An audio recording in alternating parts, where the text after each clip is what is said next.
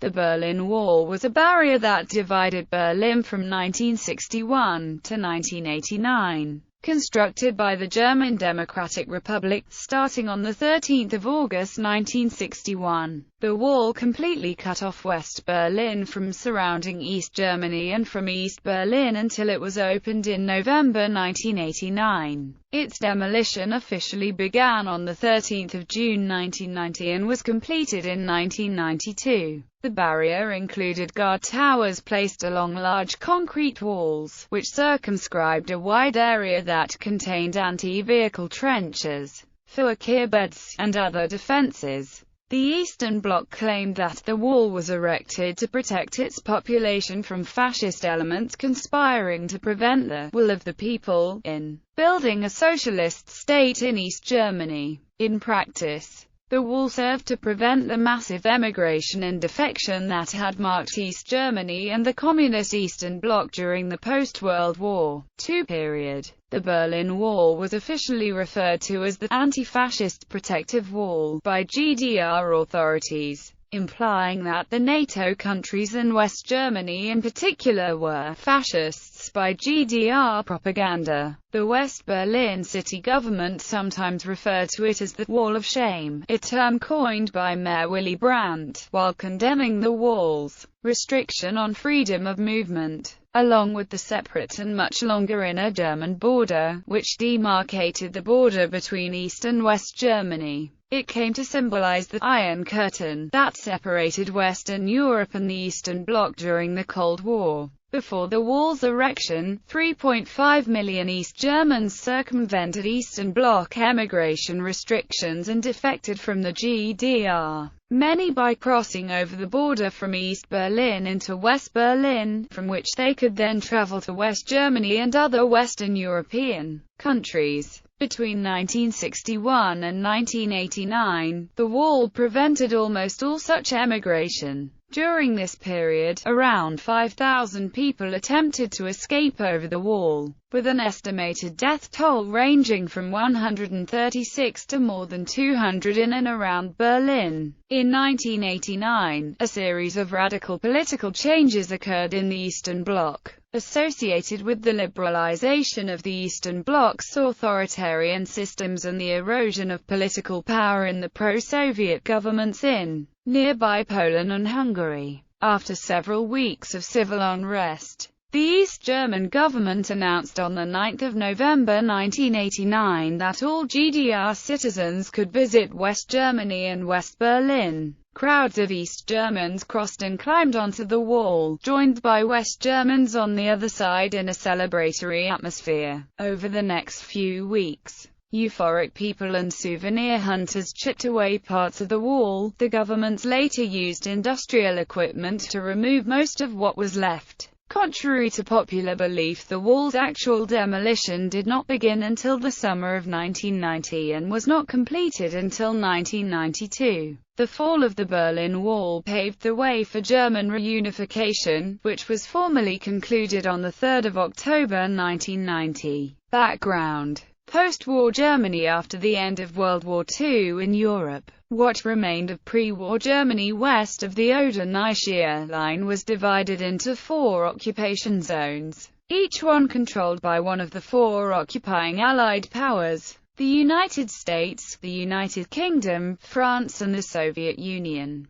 The capital of Berlin, as the seat of the Allied Control Council, was similarly subdivided into 4 sectors despite the city's location, which was fully within the Soviet zone. Within 2 years, political divisions increased between the Soviets and the other occupying powers. These included the Soviets' refusal to agree to reconstruction plans making post-war Germany self-sufficient and to a detailed accounting of the industrial plants, goods and infrastructure already removed by the Soviets. Britain, France, the United States and the Benelux countries later met to combine the non-Soviet zones of the country into one zone for reconstruction and to approve the extension of the Marshall Plan. The Eastern Bloc and the Berlin Airlift. Following World War II, Soviet leader Joseph Stalin headed a union of nations on his western border. The Eastern Bloc, that then included Poland, Hungary and Czechoslovakia, which he wished to maintain alongside a weakened Soviet-controlled Germany. As early as 1945, Stalin revealed to German communist leaders that he expected to slowly undermine the British position within the British occupation zone, that the United States would withdraw within a year or two, and that nothing would then stand in the way of a united communist Germany within the bloc. The major task of the ruling Communist Party in the Soviet zone was to channel Soviet orders down to both the administrative apparatus and the other bloc parties, which in turn would be presented as internal measures.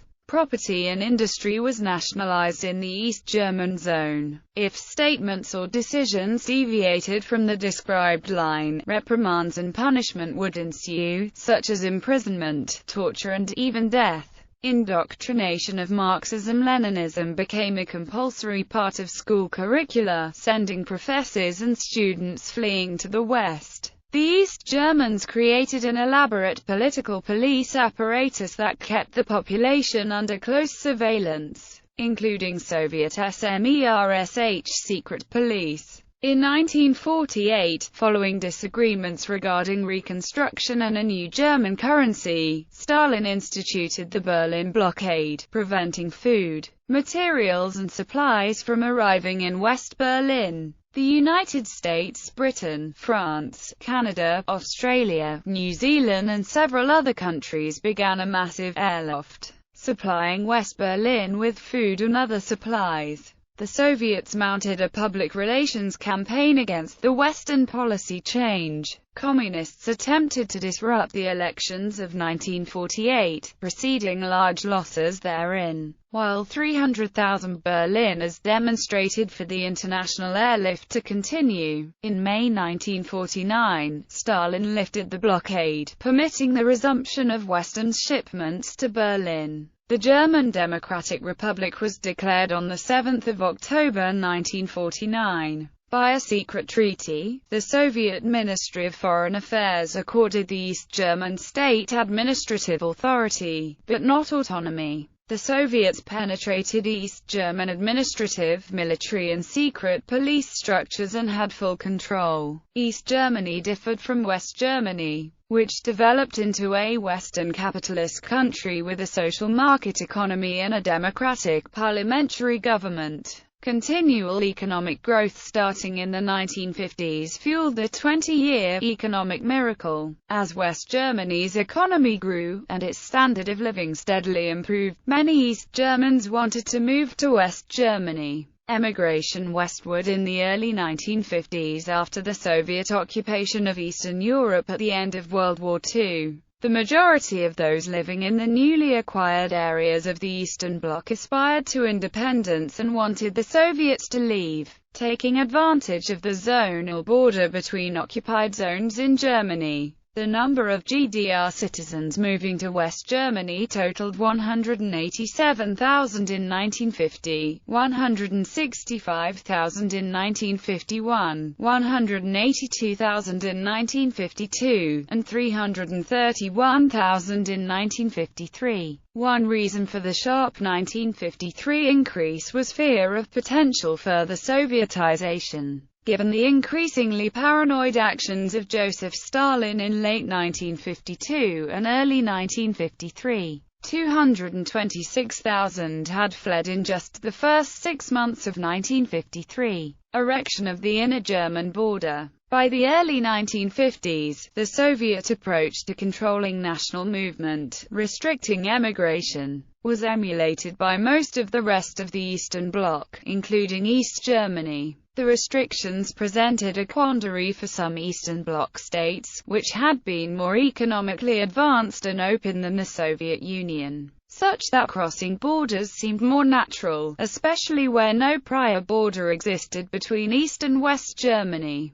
Up until 1952, the demarcation lines between East Germany and the Western occupied zones could be easily crossed in most places. On the 1st of April 1952, East German leaders met the Soviet leader Joseph Stalin in Moscow. During the discussions, Stalin's foreign minister Vyacheslav Molotov proposed that the East Germans should introduce a system of passes for visits of West Berlin residents to the territory of East Berlin, so as to stop free movement of Western agents in the GDR. Stalin agreed, calling the situation intolerable. He advised the East Germans to build up their border defenses, telling them that the demarcation line between East and West Germany should be considered a border, and not just any border, but a dangerous one. The Germans will guard the line of defense with their lives. Consequently, the inner German border between the two German states was closed, and a barbed wire fence erected.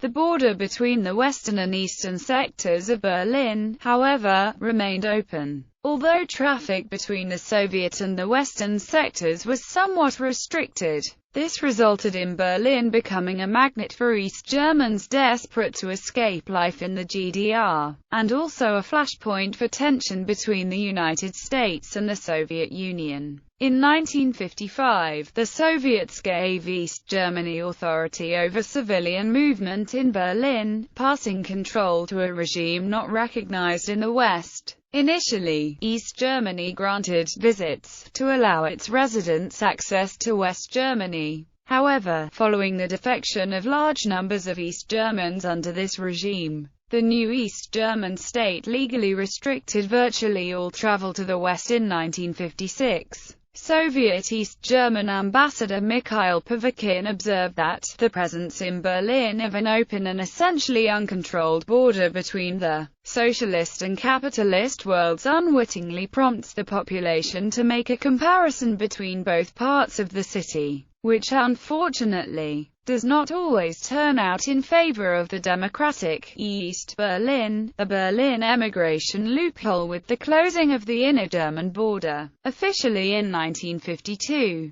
the border in Berlin remained considerably more accessible then because it was administered by all four occupying powers. Accordingly, Berlin became the main route by which East Germans left for the West. On the 11th of December 1957, East Germany introduced a new passport law that reduced the overall number of refugees leaving Eastern Germany. It had the unintended result of drastically increasing the percentage of those leaving through West Berlin from 60% to well over 90% by the end of 1958. Those caught trying to leave East Berlin were subjected to heavy penalties. But with no physical barrier and subway train access still available to West Berlin, such measures were ineffective. The Berlin sector border was essentially a loophole through which Eastern Bloc citizens could still escape. The 3.5 million East Germans who had left by 1961 totaled approximately 20% of the entire East German population. An important reason that the West Berlin border was not closed earlier was that doing so would cut off much of the railway traffic in East Germany. Construction of a new railway bypassing West Berlin, the Berlin Outer Ring, commenced in 1951. Following the completion of the railway in 1961, closing the barrier became a more practical position. Brain drain. The emigrants tended to be young and well-educated, leading to the brain drain feared by officials in East Germany. Yuri Andropov, then the CPSU director on relations with communist and workers' parties of socialist countries, wrote an urgent letter on 28 August 1958 to the Central Committee about the significant 50% increase in the number of East German intelligentsia among the refugees. Andropov reported that, while the East German leadership stated that they were leaving for economic reasons, testimony from refugees indicated that the reasons were more political than material. He stated, "The flight of the intelligentsia has reached a particularly critical phase." An East German said propaganda booklet published in 1955 dramatically described the serious nature of flight from the Republic. both from the moral standpoint as well as in terms of the interests of the whole German nation. Leaving the GDR is an act of political and moral backwardness and depravity. Those who let themselves be recruited objectively serve West German reaction and militarism, whether they know it or not. Is it not despicable when, for the sake of a few alluring job offers or other false promises about a guaranteed future, one leaves a country in which the seed for a new and more beautiful life is sprouting, and is already showing the first fruits, for the place that favors a new war and destruction? Is it not an act of political depravity when citizens, whether young people, workers, or members of the intelligentsia, leave and betray what our people have created through common labor in our republic to offer themselves to the American or British secret services, or work for the West German factory owners, junkers, or militarists? Does not leaving the land of progress for the morass of an historically outdated social order demonstrate political backwardness and blindness? Orcas throughout Germany will demand punishment for those who today leave the German Democratic Republic, the strong bastion of the fight for peace, to serve the deadly enemy of the German people, the imperialists and militarists. By 1960, the combination of World War II and the massive emigration westward left East Germany with only 61% of its population of working age, compared to 70.5% before the war. The loss was disproportionately heavy among professionals, engineers, technicians, physicians, teachers, lawyers and skilled workers. The direct cost of manpower losses to East Germany has been estimated at $7 billion to $9 billion, with East German Party leader Walter Ulbricht later claiming that West Germany owed him $17 billion in compensation, including reparations as well as manpower losses. In addition, the drain of East Germany's young population potentially cost it over 22.5 billion marks in lost educational investment. The brain drain of professionals had become so damaging to the political credibility and economic viability of East Germany that the resecuring of the German communist frontier was imperative.